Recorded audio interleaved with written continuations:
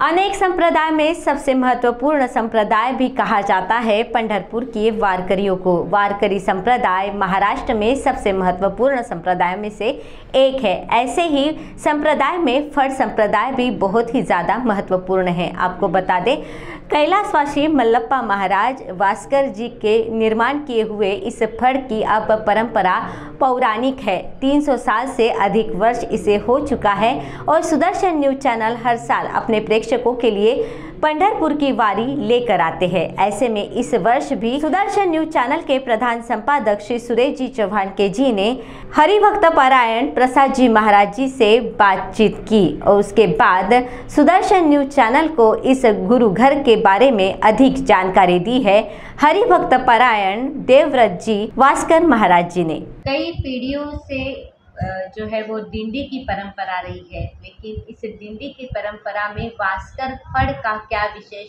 महत्व है, क्योंकि वास्कर फड़ निर्माण होने के पहले भी डिंडी का आयोजन होते आ रहा है, क्या बताएं?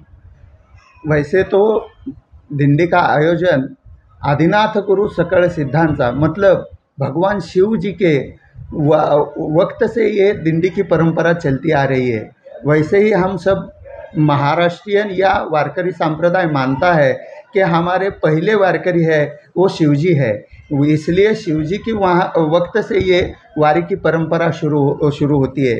लेकिन कुछ संतों के बाद मतलब श्री ज्ञानेश्वर महाराज के बाद, श्री एकनाथ महाराज के बाद, श्री जगत गुरु तुकोबराय के बाद जो परंपरा जिस घराने ने संभाली है उस घराने में अनेक नामदास जी की परंपरा है, अनेक बहुत सारी घरानों का उल्लेख हम यहाँ कर सकते हैं। लेकिन कुछ हमारे घर में विद्यावंश का नाम ज़रूर आएगा। जहाँ से ये विद्यावंश प्राप्त हुआ उसकी परंपरा ऐसी है कि श्री जगत गुरु तुकोबराय, उनके शिष्य है श्री संत निळोबाराय और उनके शिष्य है श्री संत शंकर स्वामी शिवूरकर, और शंकर स्वामी शिवूरकर के शिष्य है मेरे पूर्वज, मूल पूर्वज जिनको कहा जाता है श्री मल्लप्पा अण्णा वास्कर। वहाँ से परंपरा शुरू होती है और मेरी ये 10वीं पीढ़ी है जो इस परंपरा की पाइक है।